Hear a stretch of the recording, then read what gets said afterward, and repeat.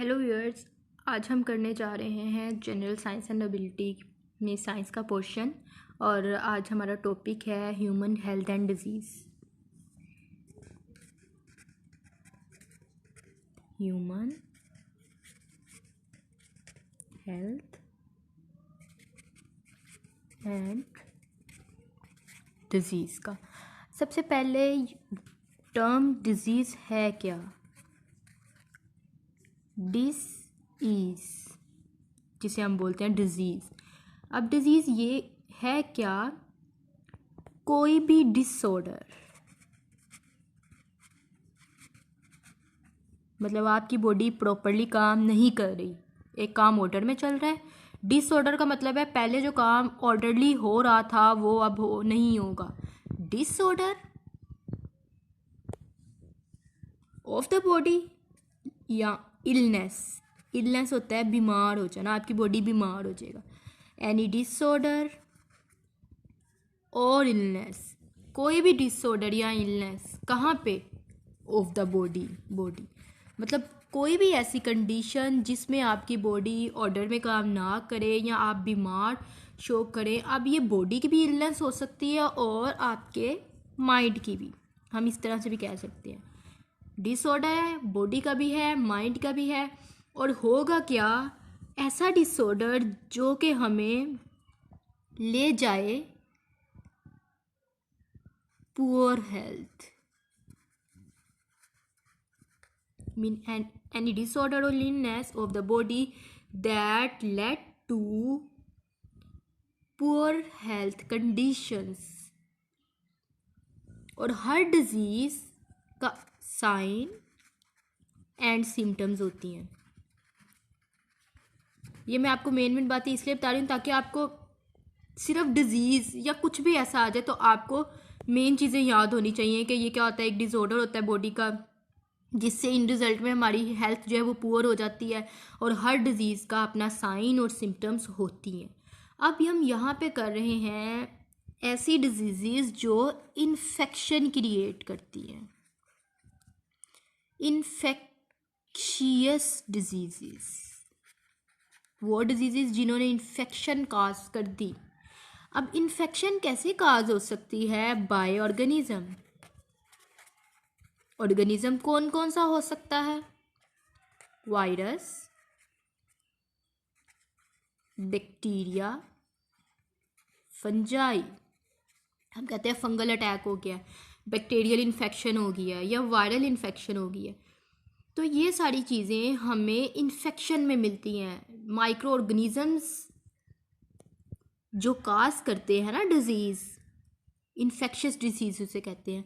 और इनको जो डिजीज़ काज कर रहे होते हैं इन सब को हम कहते हैं ये हमारे पैथोजन हैं, पैथोजेंस हैं।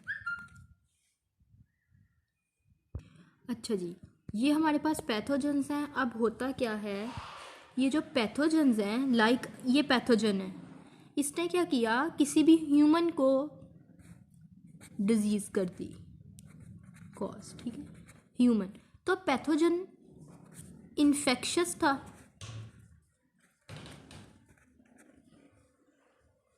इन्फेक्शन आई ह्यूमन में और ह्यूमन में क्या हो गई? ट्रांसफ़र हो गई। वो बीमारी जो इन्फेक्शियस से ऐसे में ट्रांसफ़र हो जाए जो हमारे पास हो अनइन्फेक्टेड पहले से। ये बंदा हमारे पास अनइन्फेक्टेड था, इसको बीमारी हो गई किसी भी पैथोजन से। तो ऐसी डिजीज़ को हम कहते हैं कम्युनिकेबल डिजीज़। ऐसी डिजीज़ जो कम्युनिकेबल हों, ट्रांसफरेबल हों, आगे फैल सकती हूँ, ठीक है। अब ये डिजीज़ आगे फैलेंगी, ह्यूमन में जाएंगी, तो हमारे पास कोई सिस्टम नहीं है ह्यूमन में जो कंट्रोल कर सके कि हमें डिजीज़ ना आए। हाँ जी, एक सिस्टम है, वो हमारे पास है इम्यून सिस्टम। तो जब इम्यून सिस्टम है फिर बीमारी कैसे हो जाती है? इम्यून सिस्टम क्या है? इम्यून सिस्टम हमारी बॉडी का इंटरनल डिफेंस सिस्टम है, इसे हम कहते हैं internal defence system. Internal defence system क्या है? हमारी बॉडी का वैसे होता है एक्सटर्नल भी है, लेकिन जो इम्यून सिस्टम है ना हमारी बॉडी का, वो एक्सटर्नल डिफेंस सिस्टम है। In case internal defence system है, इन केस अगर एक्सटर्नल डिफेंस सिस्टम ने कोई प्रॉब्लम आ जाए या अगर उससे कोई बीमारी कंट्रोल ना हो तो वो इंटरनल डिफेंस सिस्टम उसकी रोकथाम के लिए है। तो इंटरनल डिफेंस सिस्टम जो हमारी बॉडी का है वो हमारा इम्यून सिस्टम है। और हम कहते हैं हमें आ गई जी इम्यूनिटी। इसका क्या मतलब है इम्यूनिटी? बाज़ लोग कहते हैं हमें ताकत आ गई है जी, आप ये पी लें, सूप पी लें, आप में ताकत आ जाएगी। इम्यूनिटी स्ट्रोंग हो जाएगी। इम्यूनिटी मतलब हमारा इंटरनल डिफेंस सिस्टम स्ट्रोंग हो जाएगा। होगा क्या कि जो हमारा अंदर का इम्यून सिस्टम है वो एक किसी के खिलाफ लड़ रहा है, जो बीमारी आ गई है उसके खिलाफ डिफेंस कर रहा है। इम्यूनिटी क्या होती है? प्रोटेक्ट कर रही है हमारी बॉडी, प्रोटेक्ट कर रही है बॉडी, प्रोटेक्शन अगेंस्ट डिजीज। कोई भी एनिमल या ह्यूमन अगर उस डिजीज के खिलाफ प्रोटेक्शन करे बाय आवर बॉडी, तो हम कहते हैं ये हमारी बॉडी में इम्यूनिटी आ गई है। अब सबसे पहले हम कहते हैं कि हमारी बॉडी में इम्यूनिटी तो आ जाती है, हमारी बॉडी कर लेती है इम्यून सिस्टम, तो इंटरनल डिफेंस सिस्टम इम्यूनिटी को डील करता है। इसमें हमारे पास क्या क्या आएगा हम इसमें देखेंगे कि जो इम्यून सिस्टम है जिसे हम कहते हैं ये हमारा डिफेंस सिस्टम है, इसमें होता क्या क्या है। पहले जनरल देख लेते हैं। इसमें होगा क्या? इसमें हमारे पास सेल्स होंगे, कुछ हमारे पास प्रोटीन्स होंगी। ये इम्यून सिस्टम है। जो सेल्स हैं वो दो तरह के होते हैं, ये हमारी बॉडी के अंदर है। एक आता है हमारे पास फैगोसाइट्स जो फैगोसाइटोसिस करते हैं, और है लिम्फोसाइट। ये जो लिम्फोसाइट्स हैं ये हमारी लिम्फ नोड्स में होते हैं, ठीक है। और ये जो लिम्फोसाइट्स हैं ये आगे से हमारे बोन मैरो और लिम्फ नोड्स में होते हैं। जो बोन मैरो में होते हैं उसे कहते हैं बी लिम्फोसाइट। और जो हमारे थाइमस में होते हैं, ये जो हार्ट के साइड पे होता है स्टर्नम के पास, इसको कहते हैं टी लिम्फोसाइट। और जो हम प्रोटीन्स कह रहे थे, प्रोटीन्स हमारे पास होती हैं एंटीबॉडीज, जो हम कहते हैं एंटीबॉडीज आ गई हैं इसमें, एंटीबॉडीज बना रहा है बॉडी। एंटीबॉडीज क्या है? एंटी जो खिलाफ बनी है, बॉडीज वो बॉडीज जो खिलाफ बनी है, किसके खिलाफ बनी है? किसी भी एक्सटर्नल हमारी जो बॉडी में आ गया है एजेंट, एक्सटर्नल एजेंट के खिलाफ। और वो जो एक्सटर्नल एजेंट होता है उसको हम एंटीजन कहते हैं। वो मैं आगे आपको बताती हूँ कि एंटीजन होता क्या है। तो बेसिकली जो हमारा इम्यून सिस्टम है वो किस पे कंप्रोमाइज कर रहा है? एक प्रोटीन्स पे कर रहा है जो एंटीबॉडीज बनेंगी किसी भी बाहर से आने वाली चीज़ के खिलाफ। और ऊपर से हमारे पास सेल्स होते हैं फैगोसाइटोसिस और लिम्फोसाइट्स, जो कि क्या करते हैं? लड़ाई करती हैं। फैगो होता है खाना, साइट्स सेल्स, वो सेल्स जो खाते हैं। जहाँ पे भी डेड मटेरियल हमारी बॉडी में होगा या हम डेब्रस होगा उसको जाके खाना शुरू हो जाएंगे। बी लिम्फोसाइट और टी लिम्फोसाइट्स ये बेसिकली क्या कहते हैं? बी लिम्फोसाइट मेमोरी सेल्स भी हमारे होते हैं, टी लिम्फोसाइट थाइमस के सेल्स होते हैं। ये क्या करते हैं?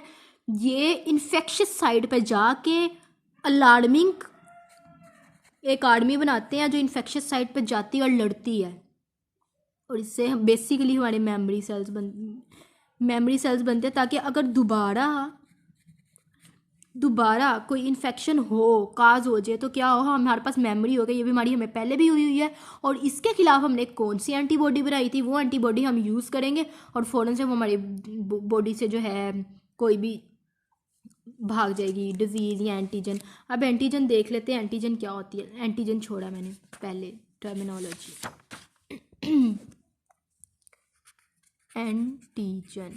एंटीजन ये प्रोटीन हो सकती है, लिपिड मटेरियल हो सकता है, कार्बोहाइड्रेट्स हो सकते हैं, या किसी भी किस्म का हो सकता है। लेकिन जो हमारे पास है ना एंटीबॉडी, एंटीबॉडी ने सिर्फ और सिर्फ होना है हमारे पास प्रोटीन्स का। और ये जो एंटीजन है ये प्रोटीन्स हो सकती हैं, न्यूक्लिक एसिड हो सकते हैं, कार्बोहाइड्रेट्स हो सकते हैं, मतलब कुछ भी हो सकता है ये। अब ये है क्या?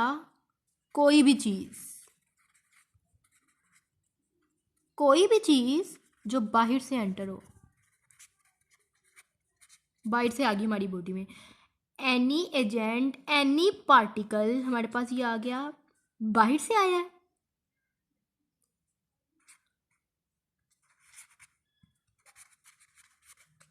कोई भी बाहर का पार्टिकल, फॉरेन पार्टिकल हमारे पास आ गया है, जिसने क्या किया, बाहर से एक पार्टिकल आया जिसने एक्टिवेट कर दिया हमारे इम्यून सिस्टम को। वो आया और उसने हमारे इम्यून सिस्टम को एक्टिवेट कर दिया। क्या एक्टिवेट किया? मतलब हमारी बॉडी को पता चल गया, हमारे बॉडी के इम्यून सिस्टम को पता चल गया ये पार्टिकल हमारी बॉडी का नहीं है, ये बाहर से आया है। उसके खिलाफ लड़ना शुरू कर देगी हमारी बॉडी। वो कोई भी पॉलन हो सकता है, जैसे हम डस्टी इन्वायरमेंट में जाएं, डस्ट पार्टिकल हो सकता है, कोई भी वायरस हो सकता है, बैक्टीरिया हो सकता है, या केमिकल हो सकता है, कुछ भी जो बाहर से हमारी बॉडी में गया, उसने एक्टिवेट किया हमारे इम्यून सिस्टम को, हमारी बॉडी ने कहा ये फॉरेन पार्टिकल है। उस हर फॉरेन पार्टिकल को हमने कह रहा है ये हमारे लिए है एंटीजन।